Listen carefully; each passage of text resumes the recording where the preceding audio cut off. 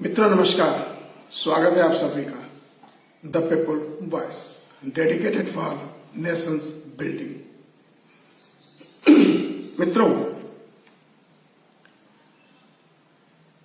राहुल गांधी जी के भारत जोड़ो न्याय यात्रा में और इसके पहले फेज में भी भारत जोड़ो यात्रा में उन्होंने सामाजिक न्याय की बात की और सामाजिक न्याय की बात करते हुए उन्होंने बड़ी स्पष्टता से कहा कि जातिगत जनगणना जरूरी है और उन्होंने यह भी कहा कि कांग्रेस सरकार में आने के साथ ही जातिगत गणना, हम लोग जातिगत जनगणना कहते हैं, उन्होंने एक शब्द बदला, जातिगत गिनती हम कराएंगे और वह देखेंगे कि कौन किसका हक खा रहा है। आइए उन्होंने क्या कहा हम उनकी ही भाषा में आपको बताना चाहते हैं। आपको पता है कि देश में कितने गरीब, दलित, पिछड़े हैं। इस सरकार को पता ही नहीं है कि देश में वंचितों की संख्या कितनी है, तो उनके जीवन को बेहतर कैसे करेगी। निश्चित रूप से अगर जनसंख्या की जनगणना और अभी कास्ट सेंसस न हो तो हमको पता ही नहीं चलेगा कि कौन कितनी की जनसंख्या में है, उसकी नीड क्या है, उसकी सामाजिक और आर्थिक स्थिति क्या है और उनके जीवन के बेहतरी के लिए हम क्या नीतियां बना सकते हैं। 1931 के बाद 1941 में भी जनगणना हुई थी, लेकिन वो विश्व युद्ध के समय उसको नहीं डिक्लेयर किया गया। उसके बाद से जनगणना जाति आधार पर हुई नहीं। यह बात अलग है कि शेड्यूल कास्ट और शेड्यूल ट्राइब के वर्ग के रूप में गणना होती है, उसमें भी जाति नहीं बताई जाती।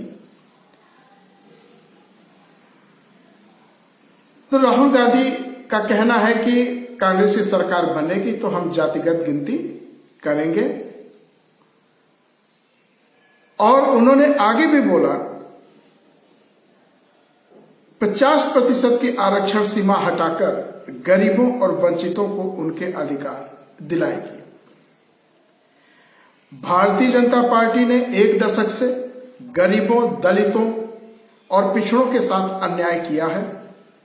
न इनके लिए कोई योजना लाए, न जीवन सुधारा। कांग्रेस सरकार में आते ही जातिगत गिनती करेगी, जिससे इस देश के दलितों, पिछड़ों, वंचितों की सही आरक्षण, समानता की दिशा में कदम उठाने में मदद मिलेगी।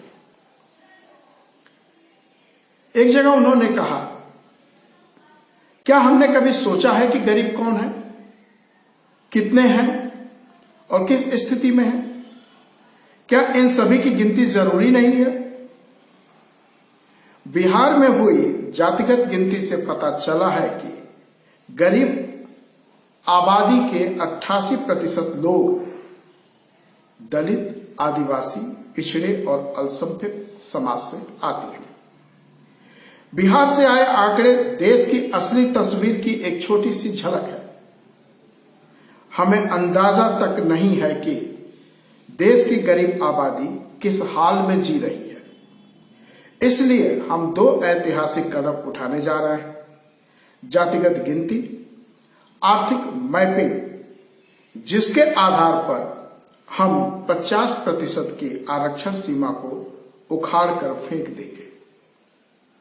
यह कदम देश का एक्सरे कर सभी को सही आरक्षण, हक और हिस्सेदारी दिलाएगा। इससे न सिर्फ गरीब के लिए सही नीतियां और योजनाएं बनाई जा सकेंगी, बल्कि उन्हें पढ़ाई, कमाई और दवाई के संघर्ष से उबारकर विकास के मुख्य धारा से जोड़ा जा सका।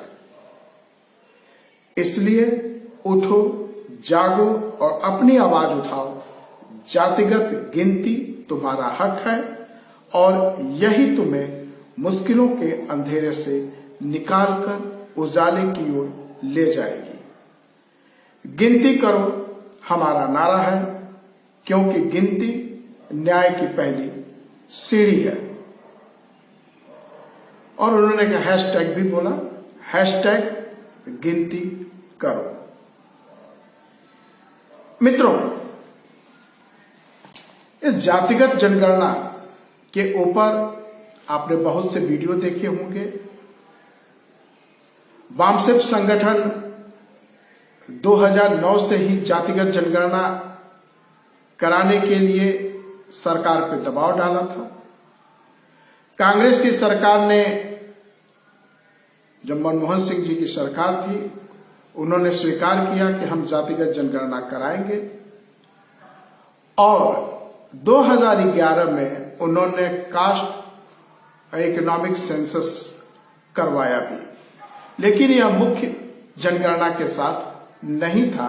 उसके बाद ये हुई, जिसका डाटा 2015 में अरुण जेटली जी ने पेश करते हुए कहा